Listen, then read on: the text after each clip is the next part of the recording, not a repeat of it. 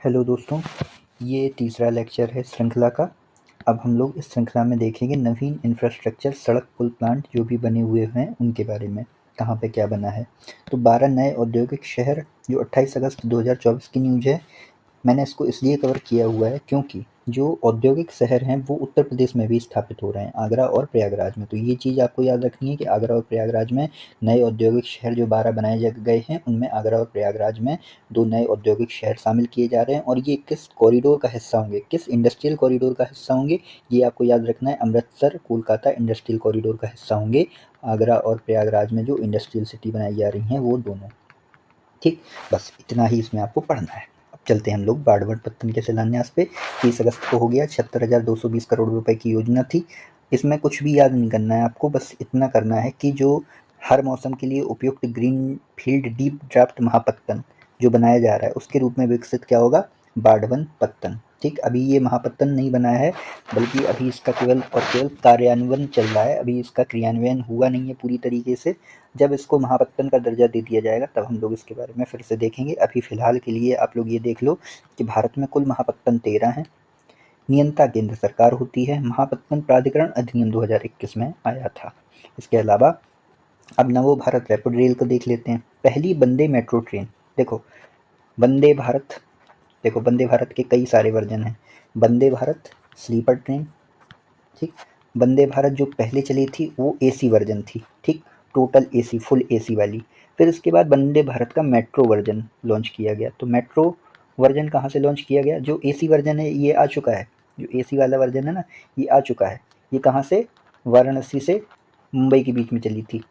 वाराणसी से मुंबई या नई दिल्ली, पता नहीं, मैं भूल रहा हूँ। वाराणसी से नई दिल्ली के बीच में चली थी पहली में जो मेट्रो थी, वंदे भारत थी, ठीक। दूसरी जो स्लीपर ट्रेन चलाई गई है, स्लीपर ट्रेन कहाँ से लॉन्च की गई है, बेंगलुरु से लॉन्च की गई है। तो बेंगलुरु आप याद रख लेना, बेंगलुरु से लॉन्च की गई। फिर ये तीसरी है वंदे भारत मेट्रो ट्रेन। ये क्या है, मेट्रो ट्रेन। इसी का नामकरण क्या कर दिया गया है, नमो भारत रैपिड रेल कर दिया गया है, इसी का नामकरण। तो ये वंदे मेट्रो ट्रेन है, इसी का नाम नमो भारत रैपिड रेल कर दिया गया है। प्रधानमंत्री ने गुजरात से इसका उद्घाटन किया। ये अहमदाबाद और भुज के बीच में चलाई जाएगी। तो ये जो मेट्रो ट्रेन है ये किन दो स्टेशनों को कनेक्ट करेगी, किन दो स्टेशनों को कनेक्ट करेगी, ये अहमदाबाद, अहमदाबाद और भुज, ये 2 स्टेशनों को ये कवर करेगी। तो ये था उद्घाटन। 16 सितंबर को उद्घाटन हुआ। अब उद्घाटन कैसे याद करें, मोदी जी का जन्मदिन आपको पता है, प्रधानमंत्री जी का जन्मदिन 17 सितंबर को होता है। तो उसके एक दिन पहले उन्होंने क्या किया, अपने बर्थडे का गिफ्ट दे दिया देशवासियों को, नमो भारत रैपिड रेल के रूप में। अब ये सब खास बातें आप देख लेना। वंदे भारत नई दिल्ली से वाराणसी देख लीजिए, ये फरवरी 2019। पहली Vande Bharat sleeper train set Bengaluru से हुई है। रेल मंत्री अश्विनी वैष्णव ने इसका उद्घाटन सितंबर 2024 में किया था। और पहली वंदे मेट्रो नाम क्या है, पहली वंदे मेट्रो का, नमो भारत रैपिड रेल, नमो भारत रैपिड रेल। और ये 16 सितंबर को लॉन्च हुई है। कहाँ से, अहमदाबाद, अहमदाबाद से भुज की तरफ ये रवानगी हुई है इसकी, ठीक। भारत का 13वां महापत्तन देख लीजिए। बाढ़वन पत्तन देखा था अभी अपन लोगों ने। बाढ़वन पत्तन निर्माणाधीन है, ठीक। बधावन जो है निर्माणाधीन है, यहाँ पे लिखा हुआ है। ये जब महापत्तन है, ये महापत्तन का दर्जा जब इसको दे दिया जाएगा तो ये 14वें नंबर का हो जाएगा। लेकिन अपन को देखना है 13वें वाला नंबर कौन सा है। 13वें वाला है गलीथिया, ठीक। तो गलीथिया द्वीपीय विकास कार्यक्रम के तहत क्या किया जा रहा था, जो द्वीप हैं भारत के, अंडमान निकोबार हैं, ये सब हैं, इनका विकास किया जा रहा था। तो ऐसे ही गलीथिया की खाड़ी अंडमान निकोबार द्वीप समूह के ग्रेट निकोबार में स्थित है ये। यहीं पर गलीथिया की खाड़ी में एक अंतर्राष्ट्रीय कंटेनर ट्रांसशिपमेंट पोर्ट बनाया जा रहा है, ठीक। तो ये 4 सितंबर 2024 को एक अधिसूचना के अनुसार केंद्र सरकार ने गलीथिया की खाड़ी पत्तन को महापत्तन घोषित कर दिया है। तो ये महापत्तन घोषित कौन करता है, केंद्र सरकार करती है। 2021 में अधिनियम आया था, महापत्तन प्राधिकरण अधिनियम 2021 में आया था, ठीक। भारत में कितने महापत्तन हैं, अभी वर्तमान में 13 हैं, ठीक। और इनका नियंता कौन है, केंद्र सरकार है। अब हम लोग देखते हैं आगे इसके बारे में, ये किस कॉरिडोर से जुड़ा हुआ है, ये सारी चीज़ें आप पढ़ना है तो पढ़ लीजिए। पूर्व पश्चिम विश्व शिपिंग कॉरिडोर से जुड़ा हुआ है, ठीक। निकट अपनी रणनीतिक स्थिति के कारण गेटवे के रूप में उपयुक्त है, आकर्षित है, ठीक है। एग्जिम इम्पोर्ट व्यापार को बढ़ावा देगा। ये सब चीज़ें सामान्य चीज़ें होती हैं, परीक्षा में पूछी जाने वाली संभावनाएं कम होती हैं। बात आती है कि भारत के 13 महापत्तन कौन थे। कोलकाता, पारादीप, विशाखापट्टनम, एन्नोर, फिर उसके बाद चेन्नई, तूतीकोरिन, कोच्चि, मंगलुरु, मर्मुगांव, जेएनपीटी, बाद में अभी निर्माणाधीन है तो उसको मानेंगे नहीं। मुंबई पोर्ट ट्रस्ट और मुंबई पोर्ट ट्रस्ट के बाद कांडलापत्तन। अब 12 ये हो गए। गैलीथिया खाड़ी निर्माणाधीन है, तो निर्माणाधीन है लेकिन घोषित कर दी है केंद्र सरकार ने, तो इसलिए ये 13वां महापत्तन बन गई है। तो चलो अब हम लोग चलते हैं आगे। भारतीय कौशल संस्थान। भारतीय कौशल संस्थान कहाँ पे उद्घाटित किया गया? मुंबई में उद्घाटित किया गया। ठीक है, मुंबई में इसका उद्घाटन किया गया 9 अक्टूबर को। 9-10 तो वो कक्षा 9 और 10 में जब होते हैं ना, तभी हम लोगों से कहा जाता है ना कौशल अर्जित कर लो, 2-3 साल पढ़ो अच्छे से, फिर क्या हो जाएगा, ज़िंदगी आसान हो जाएगी, कौशल मिल जाएगा ज़िंदगी में। तो 9 अक्टूबर को भारतीय कौशल संस्थान 9-10, ठीक 9 अक्टूबर, ओके। तो 9-10 में पढ़ाई कर लोगे तो कौशल अर्जित हो जाएगा। मुंबई में उद्घाटन हो गया इसका। हालांकि ये कानपुर में भी उद्घाटित हो चुका है, मतलब यूपी में अपने कानपुर में उद्घाटित हो चुका है भारतीय कौशल संस्थान। इसके अलावा ये अहमदाबाद में भी उद्घाटित हो चुका है। ये तीसरे नंबर का है जो कहाँ पे उद्घाटित हुआ, हाल ही में मुंबई में हुआ। सार्वजनिक निजी साझेदारी से बना हुआ है, चूंकि सार्वजनिक निजी साझेदारी है यानी कोई प्राइवेट पार्टनर भी होगा। अब वो प्राइवेट पार्टनर कौन है? वो प्राइवेट पार्टनर है Tata institute of Indian institute of skills, तो टाटा IIS, ठीक, इनके मध्य साझेदारी में ये विकसित किया गया। यह संस्थान चौथी औद्योगिक क्रांति की जरूरतों को पूरा करने के लिए प्रतिवर्ष 5000 छात्रों को प्रशिक्षित करेगा। देखो ये सारे डेटा अगर एग्जामिनर देगा तो कोई भी शायद ही किसी को याद रहे, तो आप बस याद कर लो प्रतिवर्ष 5000 छात्रों को प्रशिक्षित करेगा, बस देख लो एक बार। भारतीय कौशल संस्थान मुंबई और भारतीय कौशल संस्थान अहमदाबाद केंद्रीय कौशल विकास और उद्यमशीलता मंत्रालय तथा टाटा समूह के मध्य साझेदारी के मध्य स्थापित किया गया है, जबकि भारतीय कौशल संस्थान कानपुर IIT कानपुर द्वारा कार्यरत है, 2016 में स्थापित किया गया था। 3 AI उत्कृष्टता केंद्रों की स्थापना हो गई है। अब 3 AI उत्कृष्टता केंद्र आपके लिए बहुत ज़रूरी हैं। 15 तारीख को आपको उत्कृष्टता मिल गई, 15 अक्टूबर को आपने उत्कृष्टता अर्जित कर ली। क्यों, कैसे उत्कृष्टता अर्जित कर ली? 9 तारीख को आपको कौशल संस्थान विकसित हो गया, कौशल संस्थान में बढ़िया पढ़े 6 दिन में आपने दक्षता हासिल कर ली, तो उत्कृष्टता केंद्र बनाने लगे आप। 3 AI उत्कृष्टता केंद्रों की स्थापना हो गई। अब ये ध्यान दो कि इसका जो उत्कृष्टता केंद्र है, इनकी स्थापना की घोषणा किसने की है? केंद्रीय जो शिक्षा मंत्री हैं धर्मेंद्र प्रधान ने। स्वास्थ्य सेवा क्षेत्र में AI उत्कृष्टता केंद्र, तो स्वास्थ्य में देखो अव्वल दर्जे का काम कौन कर रहा है? एम्स कर रहा है, और उसमें भी टॉप कौन है? एम्स दिल्ली है, तो एम्स दिल्ली और IIT दिल्ली हो गए। कृषि क्षेत्र में AI उत्कृष्टता केंद्र कहाँ पे है? रोपण, क्योंकि कृषि में क्या किया जाता है? फसल को क्या किया जाता है? रोपी जाती है फसल, तो फसल का रोपण किया जाता है, इसीलिए IIT रोपण हो गया, ठीक। अब इसके बाद सतत शहर क्षेत्र में AI उत्कृष्टता केंद्र, तो सतत शहर कानपुर कनपुरिया, ठीक। तो अपना जो कनपुरिया समाज है वो बहुत विकसित है, हालांकि मैं उस क्षेत्र से नहीं आता हूँ, लेकिन फिर भी हमारे कनपुरिया भाई, हमारे कनपुरिया बंधु बहुत फेमस हैं पूरी दुनिया में, इसीलिए वहाँ पर सतत शहर बना दिया गया है। तो अब देखो यहाँ पे आपको एक रोपण दिख रहा है। रोपण के बारे में आपको एक चीज़ पता होगी, अपनी एंशिएंट इंडिया में अगर आपने पढ़ा होगा, जब आप हड़प्पा सभ्यता पढ़ोगे या सिंधु सरस्वती सभ्यता पढ़ोगे, तो सिंधु सरस्वती सभ्यता में अगर आपसे ये प्रश्न आ जाए कि सिंधु सरस्वती सभ्यता में कौन सा ऐसा स्थल था जहाँ पर मानव के साथ कुत्ते को दफन किया गया है, मानव के साथ कुत्ते को दफन किया गया है, ठीक, तो जवाब क्या होगा? रोपण, ओके। लेकिन अगर प्रागैतिहासिक काल में अगर आपसे पूछा जाए, प्रागैतिहासिक काल में मानव के साथ कुत्ते को दफन कहाँ किया गया था? मानव प्लस कुत्ता दफन कहाँ किए गए थे? ये बुर्जों में किए गए थे।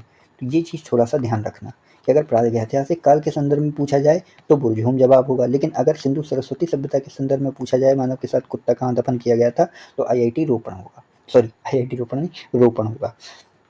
अब एक चीज़ और बता दीजिए, बकरी दफन कहाँ की गई है मानव के साथ? कुत्ते तो सबको पता है, बकरी दफन की गई है मेहरगढ़ में, ठीक। चलो हम लोग EVS वाला भी काम हो गया। अब हम लोग बढ़ते हैं आगे।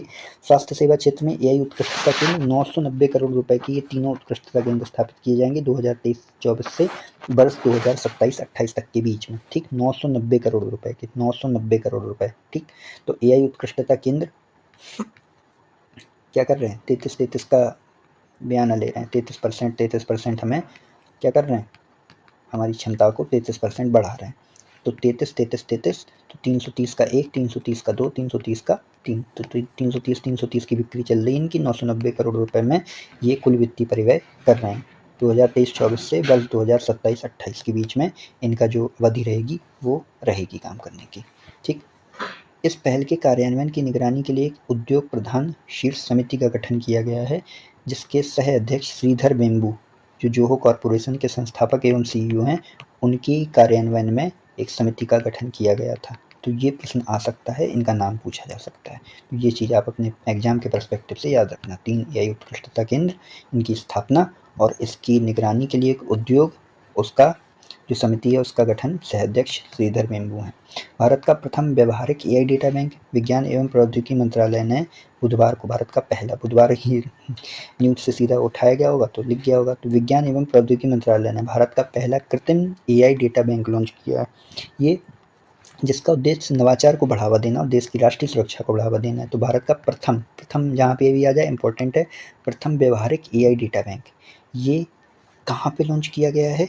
ये एसोचैम एआई लीडरशिप मीट के दौरान लॉन्च किया गया था। तो ये कहाँ पे लॉन्च किया गया होगा? ये दिल्ली में लॉन्च किया गया। ठीक, तो ये चीज़ आपको याद रखना है, नई दिल्ली में लॉन्च हुआ है ये। अब बहुत ज़्यादा इंपॉर्टेंट ये चीज़ नहीं है। उल्लेखनीय है कि ये डेटा सेट स्केलेबल और समावेशी एआई समाधानों के निर्माण हेतु आवश्यक है। तो जितेंद्र सिंह जी साहब गए थे, ठीक, विज्ञान एवं प्रौद्योगिकी मंत्री जितेंद्र सिंह ने एसोचैम एआई लीडरशिप मीट के दौरान इसके 7वें संस्करण को लॉन्च किया था। तो बहुत ज़्यादा इंपॉर्टेंट नहीं है। राष्ट्रीय समुद्रवर्ती विरासत परिषद, ये आपके एग्जाम के पर्सपेक्टिव से बहुत ज़्यादा इंपॉर्टेंट है। लोथल, ठीक, लोथल में राष्ट्रीय समुद्री विरासत परिषद को स्थापित कर दिया। लोथल में आपको पता होगा बंदरगाह है, लोथल का बंदरगाह आपको पता है, ठीक। और आपको एक चीज़ और याद होगी, लोथल और बनावली, ये लोथल और बनावली थे ना, ये हड़प्पा सभ्यता में गैर विभाजित नगरों के अंतर्गत आते थे। क्योंकि हड़प्पा सभ्यता के जो नगर थे वो 2 भागों में विभाजित थे सामान्यतः, ऊंचा भाग, नीचा भाग, पश्चिमी टीला, पूर्वी टीला। लेकिन जो गैर विभाजित नगर थे वो थे लोथल और बनावली, ठीक। जबकि कालीबंगा भाई साहब 3 भागों में विभाजित थे। कालीबंगा नहीं, सॉरी, धौलावीरा 3 भागों में विभाजित थे। धौलावीरा 3 भागों में विभाजित था। तो चलो हम लोग ये देख लेते हैं राष्ट्रीय समुद्रवर्ती विरासत परिषद। 9 अक्टूबर 2024 को, 9 अक्टूबर 2024 कौन सी डेट है, याद आ रही है? 9 अक्टूबर, 9-10 कौशल संस्थान, जिस समय कौशल संस्थान विकसित हो रहा है उसी समय लोथल में राष्ट्रीय समुद्री विरासत परिषद गठित किया जा रहा है। तो लोथल गुजरात में राष्ट्रीय समुद्रवर्ती विरासत परिषद के विकास को मंजूरी दे दी गई। 2 चरणों में इसको पूरा किया जाएगा। 2 चरणों में बहुत सारी चीज़ें पूरी की जा रही हैं। 2 चरणों में भारत का वन नेशन वन इलेक्शन वाला काम भी हो रहा है। इस परियोजना के अंतर्गत चरण 1A 1B, मतलब जो पहला चरण है उसके भी 2 चरण है, 1A 1B को ईपीसी मॉडल में विकसित किया जा रहा है। याद करने की ज़रूरत नहीं है। चरण 2 में सार्वजनिक निजी भागीदारी के माध्यम से लॉन्च किया जाएगा, ठीक है। चरण 1A में इस चरण में 6 दीर्घाओं सहित एनएमएचसी संग्रहालय की स्थापना की जाएगी। तो इसमें एनएमएचसी संग्रहालय की स्थापना हो जाएगी। तो चरण 1A के अंतर्गत ही देखो, वो आपसे कह देगा कि 1A में हो रही है, 1B में हो रही है कि 2 में हो रही है। तो आपको बता देना है कि 1A में एनएमएचसी संग्रहालय की स्थापना की जाएगी। भारतीय नौसेना और भारतीय तटरक्षक बल के लिए समर्पित एक गैलरी का भी निर्माण किया जाएगा इसमें। इस गैलरी में आईएनएस निशंक, सी हैरियर युद्धक विमान, एक UH-3 हेलीकॉप्टर सहित बाह्य नौसैन्य कलाकृतियों को प्रदर्शित किया जाएगा, ठीक। तो इस चरण में प्राचीन लोथल नगर का एक प्रतिकृति मॉडल भी शामिल किया जाएगा। मतलब एक मॉडल बनाया जाएगा जिसको बिल्कुल हड़प्पा सभ्यता की जो लोथल शहर था या सिंधु सरस्वती सभ्यता का जो लोथल था उसकी तरीके से बनाया जाएगा कि कैसे जहाज रुकते थे, वहाँ पे कहाँ रुकते थे, किस तरीके से शहर की संरचना थी। तो पूरे एक प्रतिकृति मॉडल टाइप बनाया जाएगा, ठीक है।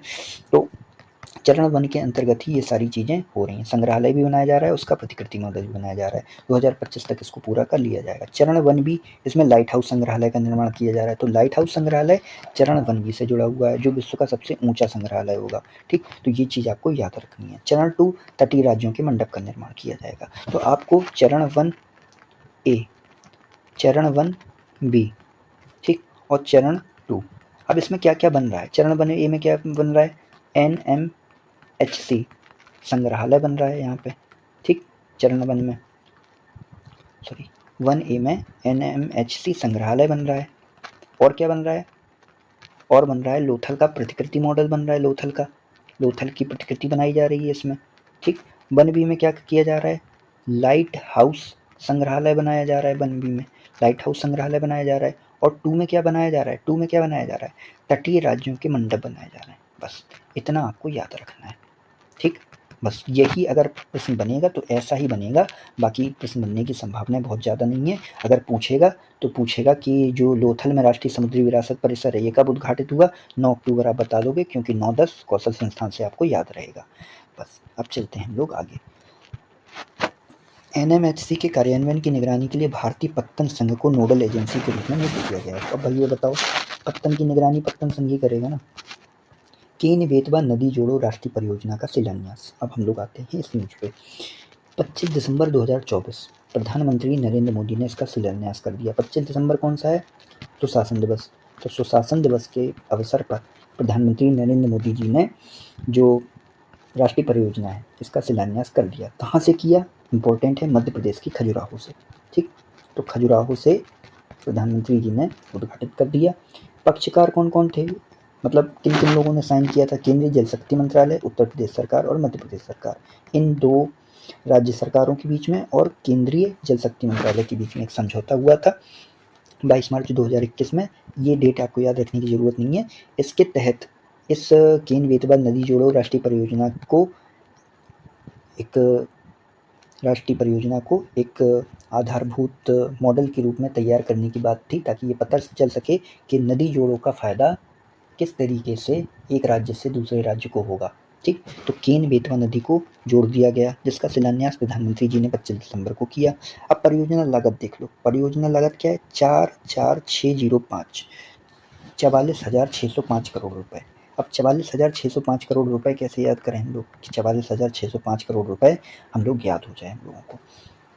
तो 4 रुपए कौन दे रहा है? यूपी दे रहा है। ठीक, 4 रुपए यूपी ने दिए, 4 रुपए एमपी ने दिए, 6 रुपए किसने दिए? 6 रुपए किसने दिए? 4 रुपए यूपी ने दिए, 4 रुपए एमपी ने दिए, 6 रुपए केंद्र ने दिए। फिर इसके बाद एक मस्त योजना बनाई गई और योजना ने क्या किया? पांचों हाथों में, पांचों उंगलियों में, पांचों उंगलियां क्या हो गई? घी में हो गई। तो उससे लाभ ही लाभ मिला। पांचों उंगलियां घी होने का मतलब क्या होता है? लाभ ही लाभ मिल गया। तो 4 रुपया यूपी, 4 रुपया एमपी, 6 रुपया आपके केंद्र सरकार ने दिए। फिर इसके बाद मस्त योजना बनाई गई और योजना से पांचों उंगलियां किस में आ गई? घी के डिब्बे में आ गई। ये जीरो क्या है? घी का डिब्बा। ठीक, तो 44,605 करोड़ रुपए की ये योजना है, परियोजना लागत है। केन नदी पर बांध का निर्माण किया जाएगा दौधन गांव के अंतर्गत, छतरपुर जिला, मध्य प्रदेश में। परियोजना के कार्यान्वयन के लिए Ken Betwa link project authority नामक विशेष प्रयोजन वाहन बनाया जाएगा। तो हाँ, बनाए जाते हैं परियोजनाओं के लिए वाहन। लाभान्वित क्षेत्र कौन सा होगा? बुंदेलखंड। लाभान्वित जिले बांदा, महोबा, जालौन, झांसी, ललितपुर, टीकमगढ़, छतरपुर, सागर, दमोह, दतिया, निवाड़ी, विदिशा, शिवपुरी एवं रायसेन। ये आदि जो बुंदेलखंड के रीजन में आते जिले हैं, वो चाहे यूपी का बुंदेलखंड हो चाहे एमपी का बुंदेलखंड हो, इन लोगों को फायदा इस योजना का होगा। विशेष तथ्य देख लो, देश की पहली नदियों को जोड़ने वाली परियोजना है ये। केन बेतवा नदी जोड़ो परियोजना मैप देख लो। अब देखो, जो नदी है, नदी आप देख लो, बेतवा नदी। जो बेतवा नदी है, बेतवा नदी कहाँ से निकल रही है? बेतवा नदी कुम्हारा गांव से निकल रही है, कोटा बैराज से होती हुई ऐसे ये बेतवा नदी जा रही है। और ये जो केन नदी है, केन नदी कहाँ से निकलती है? ये मध्य प्रदेश के अहिरगंवा से जाती है। ठीक, ये कुम्हारा गांव से जाती है, और ये अहिरगंवा से जाती है। तो ये चीज़ आपको याद होनी चाहिए। दौधन बांध, केन नदी, इसी के ऊपर ये सब इसी के माध्यम से जोड़ी जा रही है। लिंक नहर क्या है? ये दौधन बांध पे बनाया जा रहा है। ओके, तो ये चीज़ आपको याद हो गई होगी। अब बढ़ते हैं हम लोग आगे। केन नदी, बेतवा नदी, उद्गम स्थल क्या है? कटनी के समीप है इसका विंध्याचल पर्वत के समीप है। अहिरगंवा एमपी, इसका रायसेन जिला एमपी। बेतवा नदी का लंबाई क्या है? 427 किलोमीटर। रायसेन में भी कौन सा गांव है? कुम्हारा गांव है, कुम्हारा। ठीक, तो दोनों एमपी से ही निकलती हैं। 427 किलोमीटर है केन नदी, बेतवा नदी है 590 किलोमीटर लंबी। मिलन कहाँ पे होगा? बांदा के समीप, यमुना से इसका मिलन होता है। यहाँ पे ये हमीरपुर के समीप यमुना से मिलती हैं, तो दोनों मिलती हैं यमुना से, लेकिन केन नदी बांदा में मिलती है और बेतवा नदी हमीरपुर में मिलती है। ये चीज़ें आपके एग्जाम के पर्सपेक्टिव से आपको याद रखनी है। ठीक, अब बात आएगी कि कौन सी नदी किससे जुड़ रही है। तो केन नदी को बेतवा नदी से जोड़ा जा रहा है। केन नदी का एक्सेस वाटर, केन नदी बाढ़ प्रभावित क्षेत्र रहती है, बेतवा नदी सूख जाती है, तो केन नदी का एक्सेस वाटर बेतवा नदी में ट्रांसफर किया जाएगा। ओंकारेश्वर फ्लोटिंग सौर परियोजना देख लो। 25 दिसंबर 2024 को ही उसी दिन ओंकारेश्वर फ्लोटिंग सौर परियोजना का भी उद्घाटन किया गया। मध्य प्रदेश के कहाँ पे? खंडवा में। तो खंडवा मध्य प्रदेश में। अगर आप एमपीपीसीएस की तैयारी कर रहे हो तो याद करो खंडवा, नहीं तो मध्य प्रदेश में ओंकारेश्वर फ्लोटिंग सोलर पार्क की परियोजना की स्थापना हो गई है नवरत्न कंपनी SJVN लिमिटेड के द्वारा। ठीक, 90 मेगावाट की ये परियोजना है। बस इतना आपको याद रखना है। भारत का पहला ग्लास ब्रिज कहाँ पे बन रहा है? कन्याकुमारी, तमिलनाडु। कन्याकुमारी तमिलनाडु। ये विवेकानंद रॉक मेमोरियल और 133 फीट ऊंची तिरुवल्लुवर प्रतिमा को जोड़ता है। तो विवेकानंद रॉक मेमोरियल को तिरुवल्लुवर की प्रतिमा से जोड़ता है। कौन? भारत का पहला ग्लास ब्रिज कन्याकुमारी में बन रहा है, तमिलनाडु में। तमिलनाडु के मुख्यमंत्री M.K. स्टालिन साहब ने इसका उद्घाटन कर दिया। तो भारत का पहला ग्लास ब्रिज ग्लास कन्या। ठीक। उड़ान यात्री कैफे, ये फालतू की चीज़ है। हवाई अड्डों पर महंगे भोजन के समाधान के लिए पहल है, क्योंकि वहाँ पे बहुत महंगा सामान मिलता है, तो उड़ान यात्री कैफे बना दिया ताकि वहाँ पे सस्ता सामान मिले। बस इतनी ही इसकी क्षमता है। जेड मॉर्थ टनल देख लो, जेड मॉर्थ टनल है, MORTH, जेड मॉर्थ टनल है। इसी को सोनमर्ग सुरंग भी कहते हैं। क्या कहते हैं इसको? सोनमर्ग सुरंग भी कहते हैं। अगर आप घटना चक्र पढ़ोगे, बहुत पता नहीं इसके ऊपर पता नहीं तमाम आर्टिकल लिख दिया। पूछे जाने की संभावना सिर्फ इतनी है कि ये किससे किसको जोड़ेगी। तो श्रीनगर लेह राजमार्ग पर गगनगीर व सोनमर्ग के मध्य 2 लेन की 6.5 किलोमीटर लंबी सुरंग होगी। तो किसको किसको जोड़ेगी? गगनगीर को सोनमर्ग से। ठीक। तो गगनगीर को किससे जोड़ रही है? सोनमर्ग से जोड़ रही है। PM मोदी द्वारा 13 जनवरी को इसका उद्घाटन कर दिया गया। ठीक। तो जेड मॉर्थ टनल का उद्घाटन कब कर दिया गया? 13 जनवरी को। ठीक, 13 जनवरी को। तो जेड क्या होता है? 26 होता है। 26, 13 दूनी 26। तो जेड मॉर्थ टनल 13 जनवरी को, 13 एकम 13 और 13 दूनी 26। तो जेड मॉर्थ टनल का उद्घाटन कब हुआ? 13 जनवरी को हुआ। ठीक। जेड क्या होता है? 26 होता है। 26 का आधा कर दो, क्या होगा? 13 बचेगा। तो 13 जनवरी को उद्घाटन हो गया जेड मॉर्थ टनल का। Simple, so simple. कश्मीर और लद्दाख के मध्य रणनीतिक गलियारे के तहत निर्मित की जा रही है। ठीक। बनिहाल बाईपास देख लो, केंद्रीय मंत्री नितिन गडकरी द्वारा इसके पूरे होने की घोषणा कर दी। NH44 पर बन रहा है। बस आपको बस NH44 याद रखना है। NH44 पर 4 लेन का बनिहाल बाईपास बन रहा है। NH44। ठीक। तो बनिहाल बाई, तो बा और बा, ये बा कॉमन हो गए, कितने? 44 पे आ गया। ठीक। तो बनिहाल बाईपास NH44 पे। भारत का सबसे लंबा राष्ट्रीय राजमार्ग। ठीक। पहले दुनिया का 22nd और भारत का सबसे लंबा राष्ट्रीय राजमार्ग। पहले क्या था? पहले था NH7। पहले NH7 था, अब NH44 हो गया सबसे लंबा राजमार्ग। ठीक है। 3745 किलोमीटर लंबा है, याद रखने की जरूरत नहीं है। श्रीनगर को कन्याकुमारी से जोड़ता है। 11 भारतीय राज्यों से होकर गुजरता है। तो कितने? 11 भारतीय राज्यों से होकर गुजरता है। जम्मू कश्मीर, पंजाब, हरियाणा, दिल्ली, उत्तर प्रदेश, महाराष्ट्र, तेलंगाना, आंध्र प्रदेश, कर्नाटक और तमिलनाडु, ये 11 कुल मिला के राज्यों से होकर गुजरता है। यहाँ पे थोड़ा सा ये टाइपिंग इशू हो गया। चलो अब हम लोग बढ़ते हैं आगे। देश के पहले घुमावदार केबल सड़क पुल। तो ये चीज़ याद रखना, 11 भारतीय राज्यों से होकर गुजरता है NH44। ये चीज़ याद रखना। 11 चौक 44, यहाँ पे 11 में भी एक 2 बार आ रहे हैं, 44 में भी 4 2 बार आ रहे हैं। और हमने आपको क्या बताया था? और ये बताया था कि बनिहाल बाईपास में भी बाबा 2 बार आ रहा है। चलो देश के पहले घुमावदार केबल सड़क पुल की बात करते हैं। गोवा में स्थापित हो गया केबल सड़क पुल। देश का पहला घुमावदार केबल सड़क पुल कहाँ पे स्थापित हो गया? गोवा में। क्योंकि गोवा में सब कहाँ क्या करने जाते हैं? घूमने जाते हैं। तो जहाँ घूमने जा रहे हैं वहीं पे घुमावदार पुल बना दिया। ठीक, बढ़िया, मस्त, गोवा में बना दिया। नितिन गडकरी द्वारा 21 जनवरी 2025 को देश के पहले घुमावदार केबल सड़क पुल का उद्घाटन कर दिया। ठीक। अब वही चीज़ 21 जनवरी 2025 को देश के पहले घुमावदार केबल सड़क पुल का उद्घाटन किया गया। ठीक। तो 21 जनवरी 2025, 21/1/2025 को। क्योंकि 21 साल में जब लोग होते हैं ना तो घूमने लगते हैं, घूमना शुरू करते हैं। 21 साल के हो गए, अब घूमो, मस्त शादी वादी कर लो, घूमो। ठीक है। तो हमने आपको 21 से क्या क्या चीज़ें बताई थी? एक तो घूमना अभी बता दिया। एक हमने 21 से आपको क्या बताया था? 21 से क्या बताया था? आप क्या हो जाओगे? निपुण हो जाओगे। तो 2021 में क्या हो जाएगा? आप निपुण हो जाओगे तो निपुण भारत कार्यक्रम आ जाएगा। तो इस तरीके से 21 से 2 चीज़ें रिलेट कर रहे हो आप।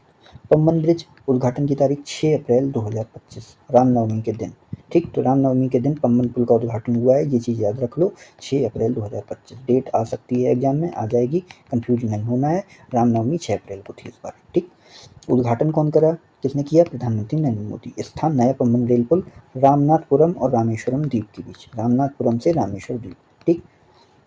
2.5 किलोमीटर से ज़्यादा लंबा है, 535 करोड़ इसकी लागत आई है। रेल विकास निगम लिमिटेड ने इसका निर्माण किया है। तो पम्बन ब्रिज रामनाथपुरम और रामेश्वरम द्वीप के बीच में है। नया पम्बन रेल पुल जो कि पुराना खराब हो गया था इसीलिए नया बनाया गया और उसका उद्घाटन 6 अप्रैल 2025 को रामनवमी के दिन किया गया। 6 अप्रैल 2025 को रामनवमी आयोजित की गई थी। अब इसके बाद घाटमपुर ताप विद्युत परियोजना देख लेते हैं। घाटमपुर ताप विद्युत परियोजना इकाई 1 बहुत इंपॉर्टेंट इसलिए है क्योंकि ये कानपुर में है, कानपुर यूपी में। तो घाटमपुर ताप विद्युत परियोजना इकाई 1 कानपुर में स्थापित हुई है। कोयला आधारित सुपर क्रिटिकल बिजली संयंत्र 2016 में इसको मंजूरी मिल गई थी और ये 1980 मेगावाट है। 1980 मेगावाट की क्षमता है इसकी। ठीक, तो घाटमपुर की क्षमता कितनी है? 1980। तो घाट घाट का पानी 1980। नेवेली उत्तर प्रदेश पावर लिमिटेड इसका संचालन कर रही है। तो नेवेली उत्तर प्रदेश में है तो नेवेली ही इसका संचालन कर रही है। चर्चा में क्यों थी? 30 मई 2025 को भारतीय प्रधानमंत्री नरेंद्र मोदी द्वारा घाटमपुर ताप विद्युत परियोजना की इकाई 1 राष्ट्र को समर्पित कर दी गई थी। तो 660 मेगावाट की जो इकाई थी, इकाई 1, तो 3 इकाई बनाई जाएंगी, कुल मिला के 1980 मेगावाट हो जाएगी क्षमता। तो अभी घाटमपुर ताप विद्युत परियोजना की इकाई 1 को राष्ट्र को समर्पित कर दिया गया और 21,780.94 करोड़ रुपए की ये लागत इसमें आई थी। ठीक, तो घाटमपुर में भी देखो 21 आ गया। ठीक, 21,780। ठीक, तो 21 से 3 चीज़ें याद हैं आपको, कौन कौन सी? 21 से कौन कौन सी 3 चीज़ें याद हैं आपको? एक तो घाटमपुर याद है आपको, घाटमपुर, एक घुमावदार रेलवे पुल 21 जनवरी, ठीक, और 21/2021 में निपुण कार्यक्रम। ये तीनों चीज़ें आपको 21 से याद हैं। घाटमपुर में 21 का क्या है? लागत है 21,000 करोड़ की। ठीक, और इसमें क्या है? इसमें डेट है 21 जनवरी वाली डेट है। इसमें क्या है? इसमें ईयर है। ठीक, तो ये सारी चीज़ें आप 21 से याद कर लिए। अब हम लोग बढ़ते हैं आगे। पचबारा साउथ कोल ब्लॉक, कोयला कहाँ से आएगा? पचबारा साउथ कोल ब्लॉक से आएगा। पचबारा कहाँ पे? झारखंड में। ठीक, अब हम लोग देखते हैं नेवेली उत्तर प्रदेश पावर लिमिटेड के बारे में। नेवेली उत्तर प्रदेश पावर लिमिटेड एक कंपनी है जिसमें NLC India, Neyveli lignite corporation और यूपीआरवीयूएनएल उत्तर प्रदेश राज्य विद्युत उत्पादन निगम लिमिटेड जो 1980 में बना था, इसकी हिस्सेदारी है 49% और नेवेली लिग्नाइट कॉरपोरेशन की हिस्सेदारी है 51%। तो नेवेली उत्तर प्रदेश पावर लिमिटेड का ये कंपनी है और उसकी संरचना है ये। चिनाब रेल पुल विश्व का सर्वाधिक ऊंचा रेलवे आर्क ब्रिज, आर्क मतलब जिसमें ये इस तरीके से आर्क बना हो उसको आर्क ब्रिज बोलते हैं। तो world highest railway bridge over Chenab river arch bridge है ये। ठीक, लाइफ ऑफ ब्रिज 120 साल बताई जा रही है ब्रिज की आयु, 120 साल तक ये पुल यथावत रहेगा। लेंथ 1.3 किलोमीटर, 1.3 किलोमीटर का पुल है। ठीक, लंबाई 1.3 किलोमीटर, लेकिन ऊंचाई में सबसे ज़्यादा है, बहुत ज़्यादा ऊंचाई है। ठीक, सिंगल आर्क की स्पैन कितनी है? 467 मीटर। ठीक, सिंगल आर्क स्पैन 467 मीटर है, ये आपको याद रखना है। चिनाब नदी और जम्मू कश्मीर, चिनाब नदी में है और जम्मू कश्मीर में है। इससे जुड़ी परियोजना उधमपुर श्रीनगर बारामूला रेल लिंक परियोजना का ये भाग है। तो ये जो पुल बनाया गया है ये उधमपुर श्रीनगर बारामूला रेल लिंक परियोजना के अंतर्गत बनाया गया है। ऊंचाई, नदी तल से ऊंचाई मापी जाएगी, ये आपको याद रखना है, 359 फीट, 359 मीटर, सॉरी फीट कह रहा है, 359 मीटर, ये आपको याद रखनी है। ठीक, क्योंकि ये कहाँ पे बनाया गया है? चिनाब रेल पुल, चिनाब रेल पुल वहाँ पे बनाया गया है, चिनाब नदी के ऊपर बनाया गया है। और चिनाब नदी ये कहाँ पे है? जम्मू कश्मीर में है। और जम्मू कश्मीर के ऊपर एक जो देश है हमारा पड़ोसी देश है वो बहुत 3-5 करता है। ठीक, चिनाब नदी के ऊपर हम कुछ भी बना लेते हैं तो वो 3-5 कर देता है। ठीक, और हम उसकी 3-5 को हम लोग क्या करार देते हैं? उसकी 3-5 को हम लोग करार दे देते हैं नौटंकी। तो 359 मीटर ऊंचाई का हम लोग पुल बना देते हैं। ठीक, तो 3-5 करता है पाकिस्तान और हम लोग उसकी जो 3-5 है उसको नौटंकी बना देते हैं और 359 मीटर का पुल स्थापित हो जाता है, 1178 फीट या 359 मीटर। कोंकण रेलवे कॉरपोरेशन ने इसका निर्माण किया है। नींव डिजाइन किसने की है? आईआईएससी बेंगलुरु ने की है। भूकंप विश्लेषण आईआईटी दिल्ली और रुड़की करेंगे। विस्फोट प्रतिरोधी क्षमता डीआरडीओ चेक करेगा। स्ट्रक्चरल डिटेलिंग टेक्ला सॉफ्टवेयर के माध्यम से बनाई गई है। तो स्ट्रक्चरल डिटेलिंग टेक्ला सॉफ्टवेयर, तो टेक्ला सॉफ्टवेयर अगर कहीं पे आ जाए तो टकला मत कर देना, टेक्ला सॉफ्टवेयर से तुरंत चिनाब रेलवे आर्क ब्रिज की तरफ चले जाना। चर्चा में क्यों था?